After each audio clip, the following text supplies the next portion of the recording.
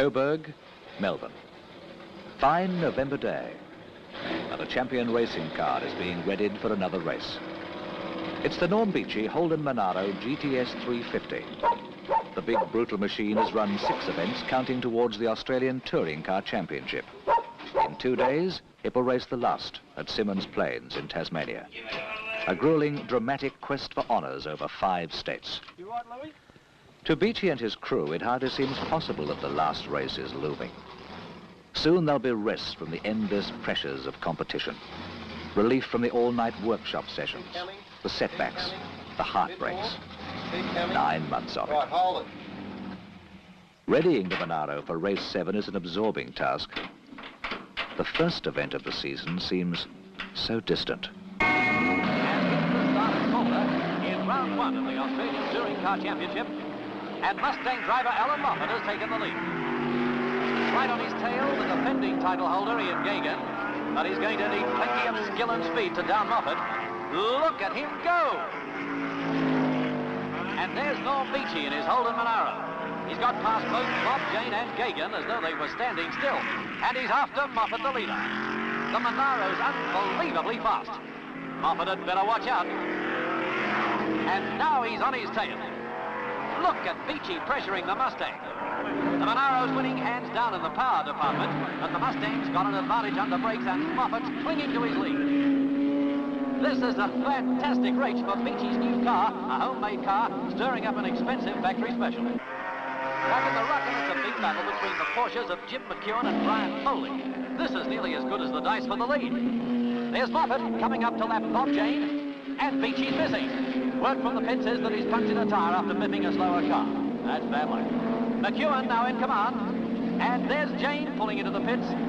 With Beechey and Jane held up, nothing can stop Moffat, and he's on his way to a round 1 win. Memories of that first round reflect disappointment and annoyance. After being measurably faster than the opposition, a collision and subsequent tyre failure lead to a lowly placing.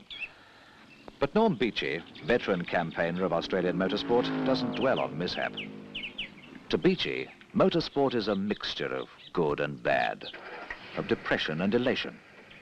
The kind of elation that comes with victory. And they're out in round 2 of the Australian Touring Car Championship. It's a great start. Gagan's grabbed the lead, but look at Beechey. He's come through the second spot in only a few yards. There they go, up the hill, and Beechey's gone through to the lead. He's got a tremendous power advantage over the other cars. Gagan is second, then Moffat, then Jane. Up on the top of the mountain now. Still the same order, Beechey, Gagan, Moffat and Jane.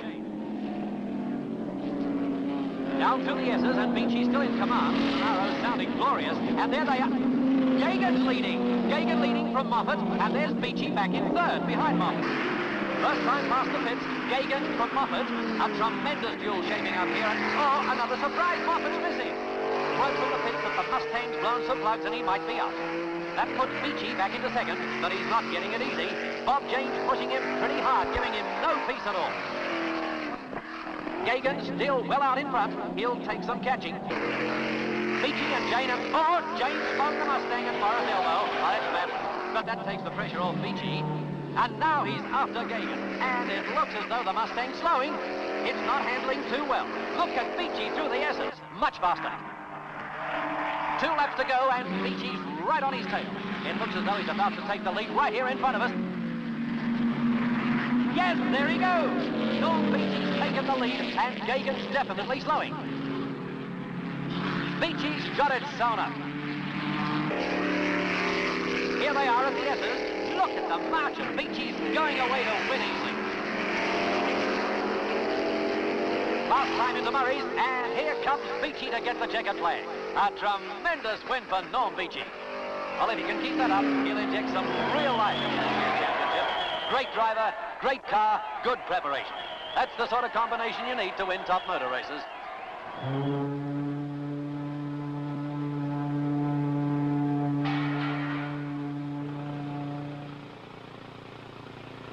Round 2 of the championship and a win. Victory at Bathurst and by a clear margin. 9 points towards the championship point score. And for Beechey, the failure of Calder is no longer a conversation piece. Team morale is high. They know more than ever that the car is a potential title winner. Confidence is running high, and the next round is to be run on Beechey's home track. No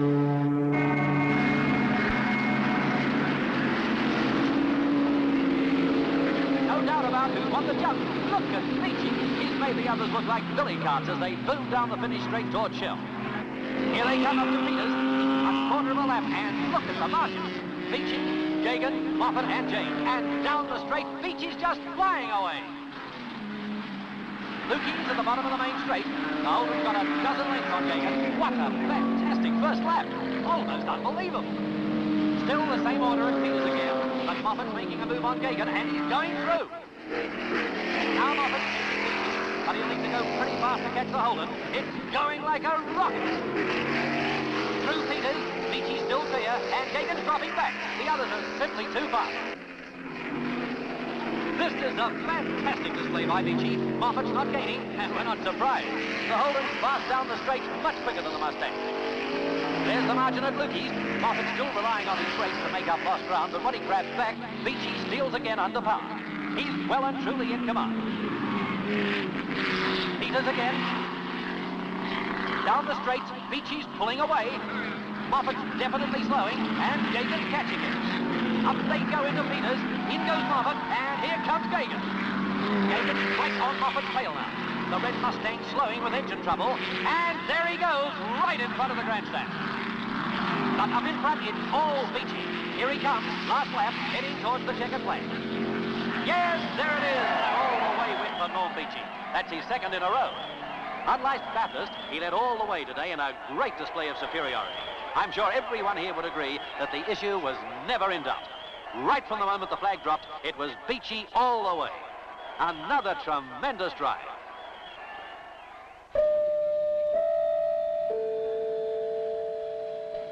Ansett Airlines of Australia announcing the departure of Flight 117 to Launceston. Would passengers please board their aircraft through Gate 2? Sandown Park, and the second win in a row. Another demonstration of superiority. Beechey is now a clear point score leader after 3 races. His cheerful manner reflects his confidence. Stormin Norman, as his fans call him, is entertaining thoughts that he might well storm through to season's honours. There's still 4 races to go. Still more disappointments to come.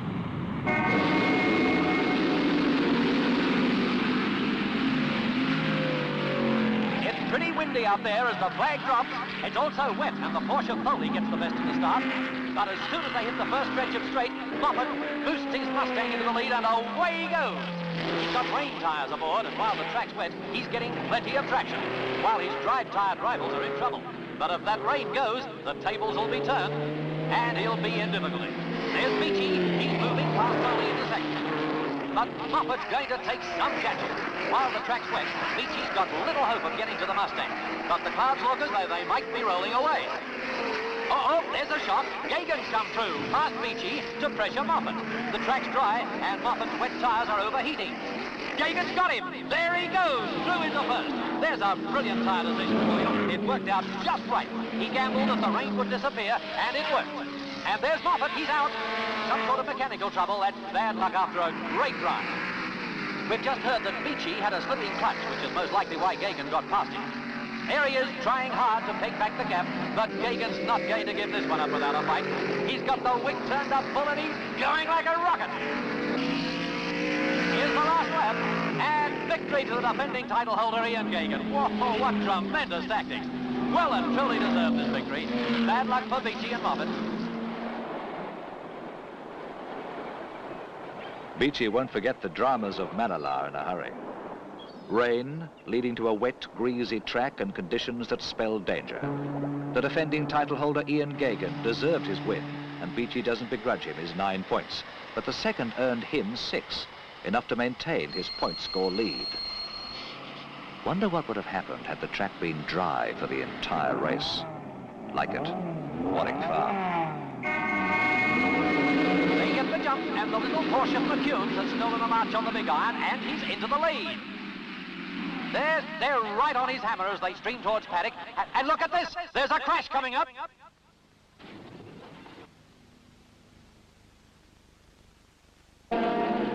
Moffat and Gagan have crashed, and McEwen's out on his own, and what's left of the field runs into the Hume Straight. We've just heard that Moffat and Gagan are all right, but their cars are badly damaged. Well, it seems Moffat lost it and Gagan just couldn't avoid the spinning car. Well, that's taken some fire out of the race. The field looks tremendous as it bunches up under brakes.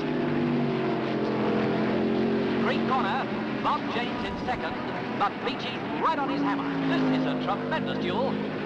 Beechey's all over him under power, but James got better brakes, and they're pretty even through this section of the track. Here they come again, and this time, yes, he's done it, he's through. Beechey moves up to second, but a long way behind McEwen, who's really flying. There's Beechey out from under shell. McEwen still well clear. James won't give in, he's still clinging on to Beechey, and if they both catch McEwen, this could be interesting. McEwen's through the S's, he's going to take some catching.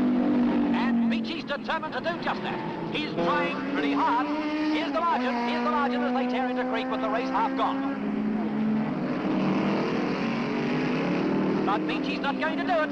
He's broken an axle. The pressure's off McEwen. But is it? James having a go now, and look at him fling that Mustang around. But he hasn't got enough time, and the race is McEwen's. What a tremendous turn up for the Bulls. Gagan and Moffat crash. Beechey retires, and the race goes to McEwen's Porsche. What a race of surprises. Ladies and gentlemen, Ansett Airlines Flight 117. The track was dry at Warwick Farm, but 5 seconds behind winner McEwen at half distance and an axle breaks, while gaining, with victory in sight. It's another disappointing blow. Only bright point is that main rivals Gagan and Moffat also failed to increase their scores. It's fickle. 2 wins in a row and then retirement. 2 races to go. Beechey must win 1 to clinch the title.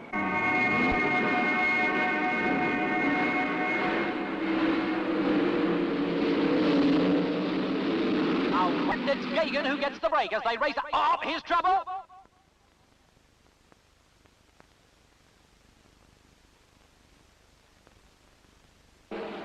There, that looks bad. It's Chris Brown. Chris Brown, and we'll let you know as soon as possible if he's okay. Meantime, Gagan still holds down the lead, but Beechey's right on his tail. Moffat in third, then McEwen.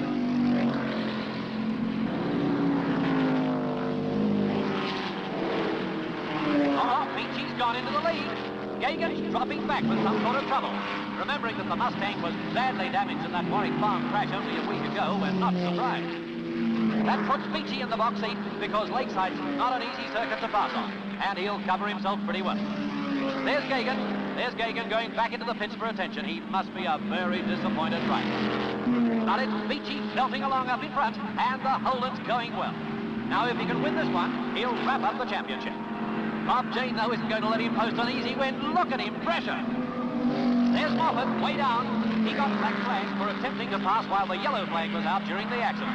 Now, it's a pity, because Moffat was very quick in practice, and he would have pushed Beechey very hard.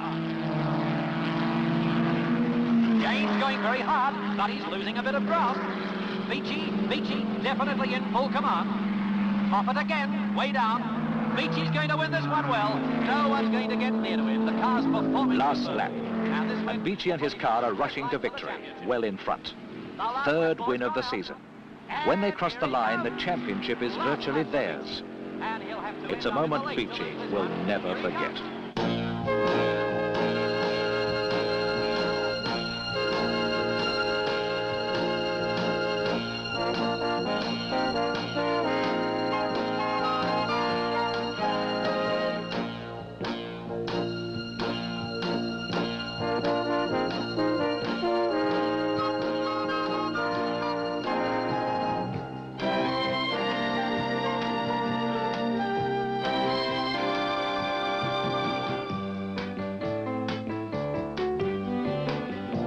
And now, one more race to wrap up the season.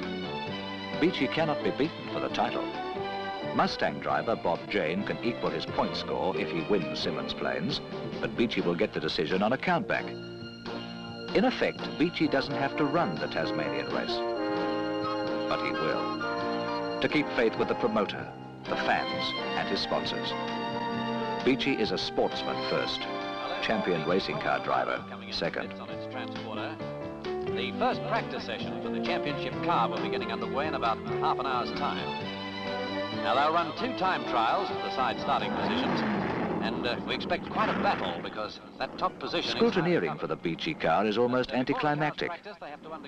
Win or lose tomorrow, the title is his. 24 hours will see him crowned Australian touring car champion. Beechey feels a strange emotion as the officials check out the machine. And there's Alan Moffat going out for a trial. He will feel it even more strangely when he goes to the line tomorrow. Australian touring car champion. Proud. Yes, he's proud that he's beaten the best of them, and proud that he's done it decisively. Moffat's trailing a big cloud of smoke. As Beechey goes out for time trials to determine his start position, his major rival Alan Moffat brings in his new car. It has serious engine problems. Moffat's race will end here, for repairs are impossible. Beechey doesn't know it yet, but he will join Moffat on the sidelines. As the yellow car booms through its first practice lap, there's sudden loss of power, and suddenly the effort of the long haul from Melbourne is in jeopardy. Beechey will run but 3 laps of practice. His mechanic will hold the time board out only once.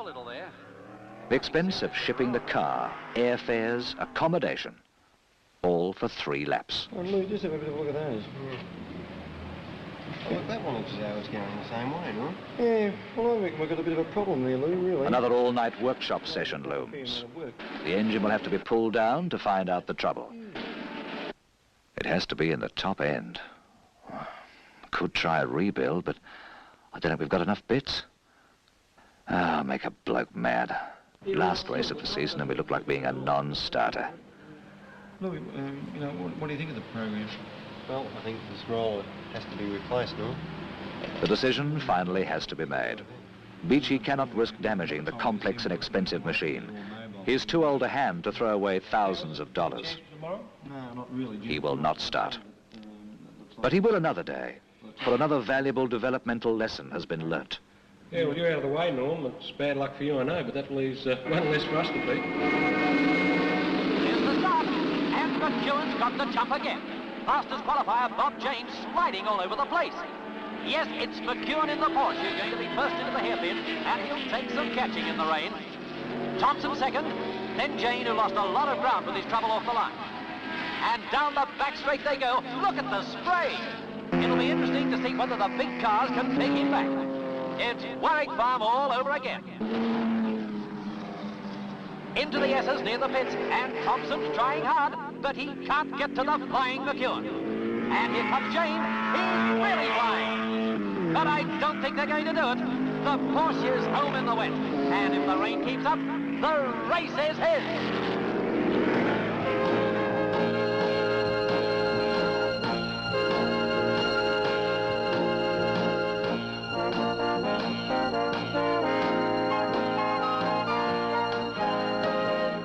For Norm Beechey, it's an odd experience to spectate at a championship event, not to be out there with them, after the effort of getting his car and crew to Symonds Plains.